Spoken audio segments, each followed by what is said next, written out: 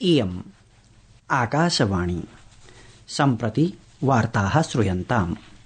प्रवाचको युवराज भट्टराई।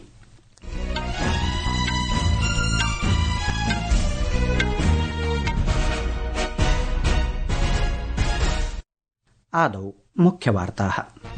प्रधानमन्त्रिणा श्री नरेन्द्रमोदिना जीविकोत्पादन विषये बजट इति वित्तसंकल्पनायाः पश्चात् वेबिनार इति आभासीयम् उपवेशनं सम्बोधितम्। प्रोदितं च यत् सर्वकारेण जनानाम् अर्थव्यवस्थायाः नवाचाराणाम् आधारिक संरचनानां निवेशस्य च कृते समानरूपेण प्रदत्तास्ति प्राथमिकता।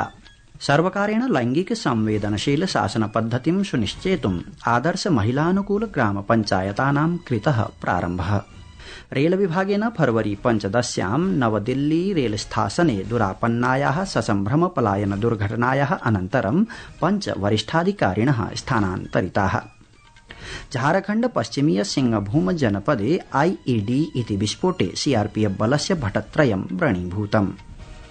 अमेरिकीयेन राष्ट्रपतिना डोनाल्ड ट्रम्पेण प्रोच्यते यत् तेन प्रवर्तितं टेरिफाख्यं पारस्परिकं प्रशुल्कम् अप्रैल 2तः क्रियान्वयिष्यते। अपि च लाहौरे चैम्पियन्स ट्रॉफीति क्रिकेट स्पर्धा श्रृंखलायाः प्रागुपान्त्यचक्रस्य द्वितीये द्वन्द्वे न्यूजीलैंड दलेन प्रथमं क्रीडता दक्षिण अफ्रीका दलस्य पुरतः उपस्थापितं 63-300 धावनाङ्कानां लक्ष्यम्। अथ वार्ताः विस्तरेण। प्रधानमन्त्री श्री नरेन्द्र मोदी प्रावोचत् यत् प्रशासनेन निवेशे आधारिक संरचनार्थम् उद्योगार्थं च यावती प्राथमिकता प्रदत्तास्ति तावती एव प्राथमिकता प्रजाभ्यः अर्थव्यवस्थायै नवाचारेभ्यश्चापि अस्ति प्रदत्ता। अद्य वीडियो कॉन्फ्रेंसिंग इति दृश्य श्रव्य माध्यमेन आजीविका विषयम् अवलम्ब्य वित्त संकल्पनायाः पश्चात् वेबिनार इति आभासीयम् उपवेशनं सम्बोधयन् श्री मोदी न्यगादीत् यत् जनानां निवेशस्य दृष्टिकोणः 3 स्तम्भेषु शिक्षायां, कौशलेषु, स्वास्थ्य सेवासु च आधारितः अस्ति। हमने इन्वेस्टमेंट में जितनी प्राथमिकता इंफ्रास्ट्रक्चर और इंडस्ट्रीज को दी है, उतनी ही प्राथमिकता पीपल, इकोनॉमी और इनोवेशन को भी दी है। कैपेसिटी बिल्डिंग और टैलेंट नर्चरिंग देश की प्रगति के लिए फाउंडेशन स्टोन का काम करती है। इसलिए अब विकास के अगले चरण में हमें इन क्षेत्रों में और ज्यादा निवेश करना है। अमुना प्रोक्तं यत् अद्य जनाः विलोकितुम् अर्हन्ति यत् कथंकारं भारतस्य शिक्षा प्रणाली भूरि दशकानाम् अनन्तरं बृहत् परिवर्तनं सम्मुखीकुरुते। श्री मोदिना प्रतिपादितं यत् वेबिनार इति आभासीयोपवेशनस्य विषयः जनेषु अर्थव्यवस्थायां नवाचारेषु च निवेशः इति विकसित भारतस्य दिङ्निर्देशान् निर्धारयति। Investing in people, economy and innovation ये एक ऐसी थीम है जो विकसित भारत के रोडमैप को डिफाइन करती है। इस साल के बजट में आपको इसका प्रभाव भी बहुत बड़े स्केल पर दिख रहा है। इसलिए यह बजट भारत के भविष्य का ब्लूप्रिंट बनकर सामने आया है। अग्रे अनेन भणितं यत् ऐषमो वित्त संकल्पनायां दैशिक पर्यटनस्य अन्ताराष्ट्रिय पर्यटनस्य च वर्धापनार्थं नैके निर्णयाः स्वीकृताः सन्ति। हिल इन इंडिया और लैंड ऑफ द बुद्धा इस अभियान के माध्यम से दुनिया भर के पर्यटकों को आकर्षित किया जा रहा है। भारत एक ग्लोबल स्तर का टूरिज्म एंड वेलनेस हब बने, इस दिशा में प्रयास किए जा रहे हैं। श्री मोदी प्रत्यपादयत् यत् भारतम् एआई क्षमतानां विकासार्थं राष्ट्रिय बृहत् भाषा प्रतिदर्शं स्थापयिष्यति। असौ एतदपि अभाणीत् यत् अस्यां दिशि प्रशासनेतर क्षेत्रमपि अग्रे आगच्छेत् इति आवश्यकमस्ति। प्रधानमन्त्री प्रावोचत् यत् विश्वमेकं विश्वसनीयं सुरक्षितं लोकतान्त्रिकं च राष्ट्रं प्रतीक्षते यच्च एआई क्षेत्रे आर्थिक समाधानस्य विरचनं कर्तुं प्रभवेत्। एषः अवोचत् यत् सर्वकारेण स्टार्टअप प्रकल्पानां वर्धनार्थम् एतस्यां वित्त संकल्पनायां नैके पदक्षेपाः सन्ति उत्थापिताः। आजीविकोत्पादनं सर्वकारस्य प्रमुख क्षेत्रेषु एकतमं क्षेत्रं वर्तते। प्रधानमन्त्रिणः दृष्टिकोणतः प्रेरितो भूत्वा सर्वकारेण जीविकावर्धनं समेधितुम् आजीविकायाः समधिकान् अवसरान् उत्पादयितुं नैके पदक्षेपाः उत्थापिताः सन्ति। अस्य विचारविमर्शस्य उद्देश्यः चिरस्थायी समावेशिता पूर्णविकासेन साकं प्रौद्योगिक्याम् अन्य क्षेत्रेषु च नेतृत्वविधानपूर्वकं 47-200 यावत् विकसित भारतस्य लक्ष्यस्य साकारीकरणस्य दिशि कार्यकर्तुः कुशलस्य स्वस्थ कार्यबलस्य मार्गस्य प्रशस्तीकरणमस्ति। पंचायत राज राज्यमंत्री प्रोफेसर SP सिंह बघेलः स्वास्थ्य परिवार कल्याण राज्यमंत्री अनुप्रिया पटेल वर्या च अद्य मॉडल महिला अनुकूल पंचायत प्रतिदर्श ग्राम कार्यक्रमस्य शुभारम्भं कृतवन्तौ। एषः उपक्रमः मन्त्रालयस्य ऐषमः अन्ताराष्ट्रिय महिला दिवस समारोहस्य अंगत्वेन वर्तते।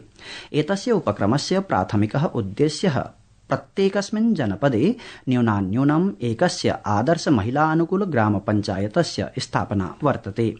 एतद्धि लैंगिक संवेदनशीलानां बालिकानुकूल शासन प्रथानां च कृते प्रकाशस्तम्भत्वेन कार्यं करिष्यति। दिवसव्याप्यस्मिन् कार्यक्रमे विभिन्न मन्त्रालयानां विभागानां संयुक्तराष्ट्र जनसंख्याकोश सन्निभानां च अन्ताराष्ट्रिय संघटनानां प्रतिनिधयः प्रतिभागं कुर्वन्ति स्म। संस्कृतवार्तायाः संस्करणम् इदानीम् आकाशवाणीतः प्रसार्यते। सममेव अयं कार्यक्रमः आकाशवाण्याः अन्तर्जालपटले www.newsonair.gov.in इत्यत्र अथ च न्यूज़ ऑन एआईआर चलदूरभाषीय तन्त्रांशे अपि श्रुतिगम्यो भविष्यति। नवदिल्ली रेलस्थासने दुरापन्नायाः ससम्भ्रम पलायन दुर्घटनायाः पृष्ठभूमौ DRM इति दिल्लीमण्डल रेल प्रबन्धकम् अतिरिक्त दिल्लीमण्डल रेल प्रबन्धकम् रेल सुरक्षाबलस्य सहायक सुरक्षा आयुक्तञ्च समेत्य 5 वरिष्ठाधिकारिणः स्थानान्तरिताः सन्ति।